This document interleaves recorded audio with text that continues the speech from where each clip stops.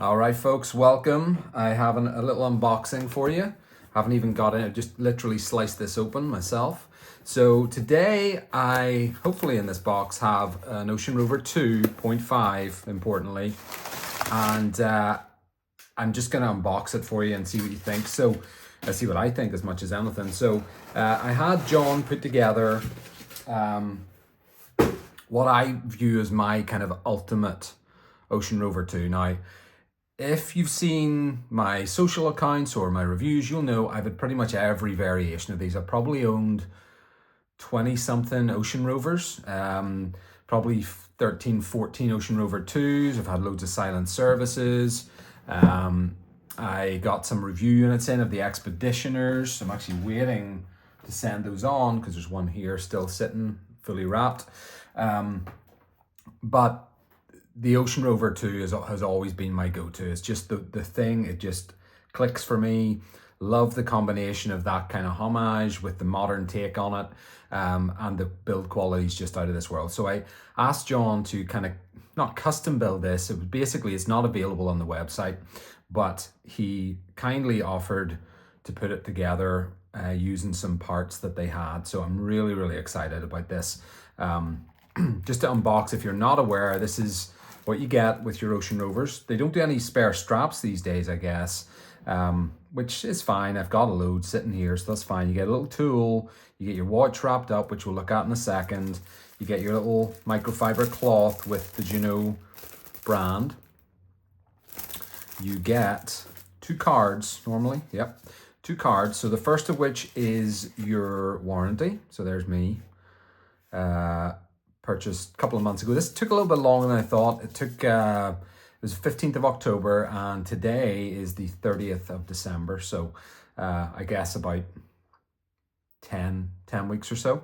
Then you've got your regulation information for the testing, final measurement date, actually about a month ago. So I have been waiting on this and I'm really excited to see it. So that's what you get in the kit, the usual Ginault stuff.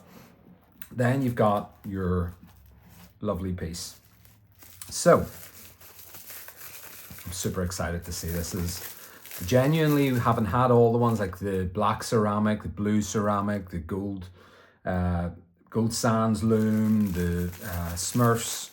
This was the one that I haven't experienced them all. I was like, I know exactly what I want. So this is it. So what I ordered with this is basically the gold sands loom, which you don't get anymore. Apparently it's really, really difficult to get at the minute, with a black ceramic insert. But really importantly, if I can get this off, really importantly with the gold sands-esque inflections on the insert itself, just to really match it in, give it that kind of vintage vibe. So everything perfectly matches. So you get that lovely gold. So you know, I've done this so many times, I'm kind of numb to it, but the quality is always exceptional. Let me just pop it off the cushion here, and you'll see a little bit more of the detail. So, I mean, the ceramic inserts that they have, the engineering is out of this world. This is the first one I've had with the gold markers on it. So I think it's just like my ideal. This is absolutely beautiful. Always really, really well wrapped. So you get all the little side flanks done, beautifully crisp and clean and pristine, both sides. You have the bracelet completely wrapped, which I'll unwrap myself because everything from here is wrapped, all in here, everything. It's a pain in the ass, but I like it. I like the fact that they go to that extent. So this one, as they all do now, is an SW200. Let me just change the time so we can see a bit more of that dial. Beautiful movement on that, very, very smooth, nice crown action. Let's test the bezel action for now, because what I originally found, the very first Ocean Rover 2 that I got back in, I believe it was March 2020, so almost 5 years ago now, the bezel action was super tight. And then over time, I had probably 4 to 5 to 6 different iterations, and I ordered one, and then they sent me the blue one free, which was lovely, just for reviewing and so on. I got to experience a lot of that stuff. And I noticed over time the bezel action got smoother, lighter, but not too light, but just became this beautiful glide effect. And I'm assuming that this is going to follow suit as well. So let's just get that bit going. Yeah. So it's, if I put it up to the microphone here, and if you watch any of my other reviews, you'll know I talk about that a little bit. It's more like, instead of being like a notchy kind of effect, it's more like a glide with almost like a sonic click, but you do feel it just a little bit. So there is that tactile approach, but it's really quite unique in a watch at this kind of level. So, I mean, retail on this particular one, you're going to pay somewhere around, I think 1900, something like that, 1800, something around there. And in terms of quality, it's absolutely at that level. But here we go. So everything else is just as you would expect. You get the enamel dial on this, so you get that beautiful inky black with slight reflections on it. I asked for the Cyclops. I just prefer it. I think it's more of that kind of vintage style. I think it fits in really well, makes everything very legible.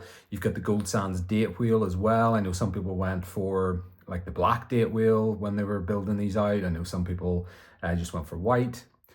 Cyclops, no Cyclops, all that stuff. I just like, this is my ultimate look in this particular watch. So you'll see the quality of the ceramic insert. It's absolutely gorgeous. The bracelets on these as well, so buttery smooth, great quality, good weight to them, so wearable. Just, you know, I'm sounding like a fanboy here, but I truly am. And this is kind of my ultimate build. So this is the one I'll be keeping forever. And so I want to just do a quick comparison to the new Expeditioner. This is the Mysterious Black. So if you watch my reviews on that model, you'll know, big fan. The relief style bezel isn't necessarily my ultimate style. I far prefer the ceramic. But you see here, you know, same size watch. The lugs and so on, the case size is, or case style is very similar. It's ever so slightly different on the lug side profile, where it flares more. I don't know if that's noticeable on the camera, but flares a little bit more on the Ocean Rover 2. They're all across the board now ultra thin. These are like 11 mil thin with this new case back that they've used on the SW200. So it's a big difference. Very, very thin, even more wearable. And this was already one of the most comfortable watches I've ever owned in terms of wrist wear. They've added, in terms of the other upgrades on the 2.5, they have added a new optometry grade sapphire crystal. So you just see straight, I mean, you wouldn't even know necessarily there was a crystal on this for the most part until the light hits it a certain way. They've also added an extra removable link in the bracelet. I'm sorry, I'm just pointing at the wrong one. So an extra removable link in the bracelet on the 2.5. I'm trying to think, were there any other upgrades? So yeah, the crystal, the case back thinness, and the extra link. And that's pretty much it, you know, 2 to 2.5 model wise. But this is really the current ultimate Ginault Ocean Rover experience. As you look down in the lugs then, if you ever want to know the difference between these two watches, the Expeditioner has a slight bevel, which is polished on the corner of the lug, just as it wraps around and goes into the crown guard. Does not have that as much, well, it does have it actually to some degree on the Ocean Rover 2, but it's a little bit more subtle and much thinner, less noticeable. So you do get polished side, polished bevel, very thin, and then brushed top. And then on this, same approach, but just a wider bevel on the case design. The bracelets then, if I'm looking at this correctly, I think it could just be an optical illusion. It feels like the Expeditioner tapers a little bit thinner at the bottom, but I think that's probably just the way it looks with the polished center links. I think it's probably just the same width. Polished versus brushed is very much a personal preference. I've started to really like, I've been wearing the blue version of the Expeditioner and really liked it, but I think overall I just prefer that brushed look. I think it's just classic, you know. Again, same sort of clasp, except this one's polished in the center. Everything else is fairly similar. Again, just a slight higher flare in the Ocean Rover 2 side profile on the lugs, largely because I think of that bevel that is on the Expeditioner. But overall, very similar kind of wrist presence. Probably, I would say, having worn both watches, the Expeditioner wears a tiny bit larger, like almost untangible or intangible. But I would say they're both, like, if you prefer slightly smaller watches, 40 mil is what they both are ultimately. They both wear to spec.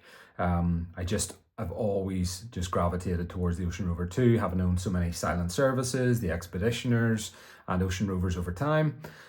So this really is like my ultimate build. So there you go, guys. Hopefully that was of help. Everything across the board is just as I want. It's got the gold sands loom for that vintage look.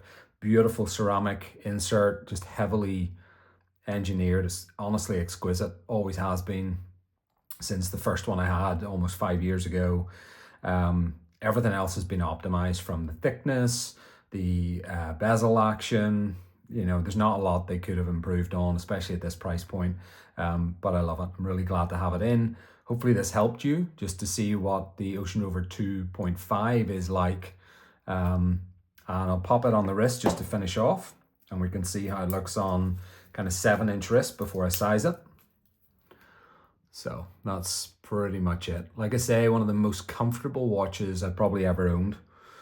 In general, just the two. This is the first 2.5 I've had. So I think this will even enhance that further. But that's the look on a 7 and a bit inch wrist. If you're considering this, I highly recommend it. You can obviously get them on the grey market for anywhere from, depending on whether it's date, cyclops, ceramic, aluminum, blue, black. You can get it anywhere from maybe 900, 1,000 up to 1,200 or so. If you're getting it new, you're going to pay the new price, which I think is about 18. It's either 18.99 or 17.99, something like that. But actually, I think for the build quality, it's worth it. So anyway, guys, let me know what you think. Hopefully this was of help. This is the Ocean Rover 2.5 with the gold sands loom and that kind of gold sands effect on the bezel insert itself. Absolutely exquisite.